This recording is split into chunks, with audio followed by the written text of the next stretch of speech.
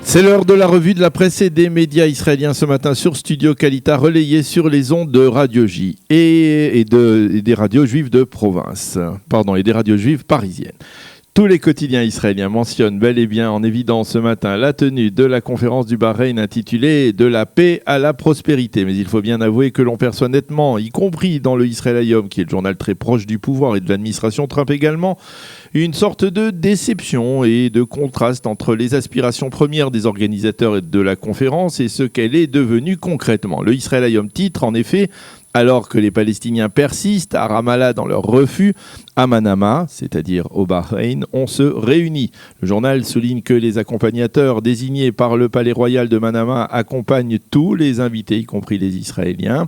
Le Yediot Aharonot consacre un petit titre à la une de son édition à ces développements. La conférence de Bahreïn, titre-t-il, débute en présence de 300 personnes représentant des États-Unis, de pays arabes, d'Europe, mais également sans officiels israéliens ou palestiniens. Et en page d'intérieur, le journal consacre une page entière à la conférence du Bahreïn, à la rencontre tripartite avec les conseillers à la sécurité nationale russes, américains et israéliens, donc qui se tient aujourd'hui à Jérusalem, et également à la décision de Donald Trump de sanctionner le leader de la révolution iranienne, Ali Khamenei, le tout donc dans une seule et même page, comme si chacun de ces sujets n'était pas particulièrement important en soi. Le Maariv, lui, a choisi de citer en évidence ce matin le Premier ministre palestinien qui critique la convention du Bahreïn.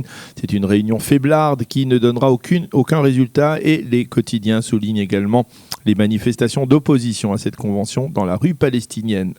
Le Haaretz constate sous la plume de Noah Lando ce matin que d'un côté du golfe Persique, c'est-à-dire au Bahreïn, on peut apercevoir une sorte de vision de paix, tandis que de l'autre côté, eh bien, ce sont les bruits de bottes qui dominent.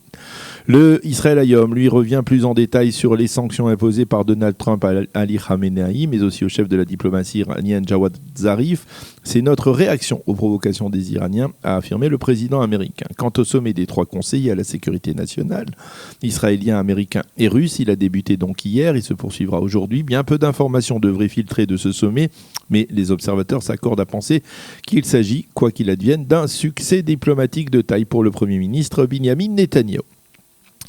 Les élections législatives, les journaux reviennent sur l'étonnante rumeur qui a circulé hier sur une union entre le Likoud et le Parti Bleu Blanc en vue d'annuler les élections du 17 septembre. Et il cite les déclarations très critiques de Yair Lapid hier à cette information que le leader de Yesh Atid a qualifié tout simplement de pathétique. Lapid a reproché à Binyamin Netanyahou d'être devenu un leader instable. Mati Tourfel dans le Israël Hayom commente cette information et titre « Il s'agirait d'un immense effort mais d'une très petite probabilité ». Il explique que tout Israélien sait depuis longtemps que les sondages réalisés ces dernières semaines par les partis politiques font état d'un écœurement profond de la population israélienne pour ces élections. Les Israéliens auraient donné cher pour qu'il n'y ait pas de scrutin le 17 septembre, et c'est ce qui a conduit apparemment le Premier ministre non pas à faire campagne pour les élections, mais contre la tenue de ces élections.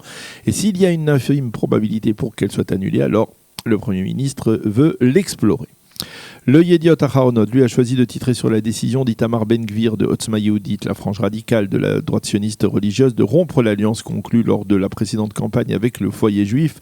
Motif invoqué par Ben-Gvir, le Rav Rafi Peretz n'a pas respecté les termes de l'accord qu'ils avaient conclu ensemble.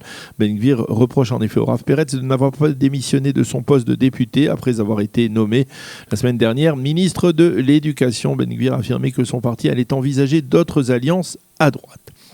Et puis assez discrètement, les quotidiens israéliens et les sites d'information annoncent ce matin que le gouvernement a voté hier en séance extraordinaire en faveur d'une réduction horizontale du budget des différents ministères. Une réduction de plus d'1 milliard de shekels qui est destinée à tenter de juguler le déficit de l'État, le déficit budgétaire de l'État d'Israël qui ne cesse d'enfler au cours des derniers mois. Les quotidiens israéliens nous rappellent que la journée d'aujourd'hui devait être déterminante, sera déterminante dans l'affaire du viol de la petite fille de 7 ans imputée à un Palestinien de 47 ans. Les journaux rappellent que soulignent que les enquêteurs ont recueilli à nouveau le témoignage de la petite fille. Ils ont récupéré les vêtements qu'elle portait au moment du viol. Le suspect était toujours pas placé en garde à vue, mais comme je vous l'annonçais tout à l'heure dans le premier journal d'information, on a appris il y a environ 1 heure que finalement le parquet militaire avait décidé d'annuler tout acte d'accusation contre ce Palestinien et de se rétracter totalement. Le Palestinien devrait être libéré.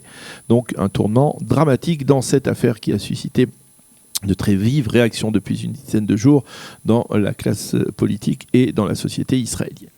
Tous les quotidiens israéliens se font l'écho du rapport alarmant du contrôleur de l'État sortant, Yosef Shapira, qui termine sous peu son mandat, un rapport sur l'extrême pollution dans le golfe de Haïfa et ses répercussions médicales dramatiques sur la population de la ville portuaire. Ce rapport fait état d'amoncellement dans le golfe de Haïfa de produits toxiques et dangereux qui pourraient, s'ils étaient touchés, provoquer une réaction en chaîne et des dégâts considérables.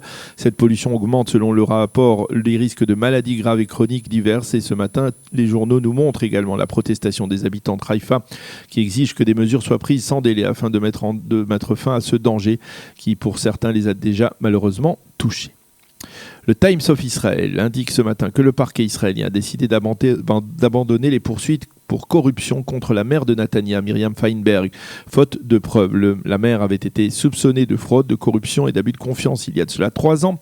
Mais ce qui semble le plus grave, c'est que selon certaines sources, le parquet israélien avait déjà établi il y a plus d'1 an qu'il ne disposait pas de preuves suffisantes pour inculper Madame la mère. Entre-temps, il y a eu une campagne électorale au cours de laquelle, on le sait, Myriam Feinberg a été réélue. Le Yediot Aharonot publie ce matin 2 scoops légèrement en retrait par rapport à l'actualité brûlante. Le premier se rapporte à ce que le journal appelle la protestation des agents de la sécurité des localités juives de Judée et Samarie. Ces agents affirment qu'ils croulent sous le poids des responsabilités sécuritaires qu'ils doivent endosser. En effet, il s'avère que ces agents civils ont remplacé au cours des derniers mois dans de nombreux villages juifs de Judée et de Samarie les forces de Tsahal, et ils affirment qu'il manque de manière cruciale de main-d'œuvre pour garantir la sécurité des habitants juifs. Ces agents se plaignent également de leur mauvaise préparation, de leur salaire très faible, et ils menacent tout simplement de cesser leur emploi, leur travail la semaine prochaine si la Défense nationale ne s'occupe pas de leur cas et de leur statut. La Défense nationale a réagi en affirmant qu'elle était en train justement de travailler à une solution à ce problème. Et puis le second scoop du Yediot Aharonot ce matin se rapporte au radar électronique qui mesure les excès de vitesse des conducteurs israéliens. Il s'avère que l'efficacité de ces radars a été remise en cause et que par conséquent, la police israélienne a décidé d'acquérir à l'étranger d'autres radars plus performants, mais ce qui est important pour les automobilistes israéliens, c'est qu'en attendant l'arrivée de ces nouveaux radars, eh bien, il n'y aura plus de procès-verbaux de PV pour excès de vitesse de la part de la police sur les routes israéliennes. Voilà donc pour ce survol de la presse israélienne de ce matin. Nous allons marquer une pause avant de poursuivre notre heure d'actualité.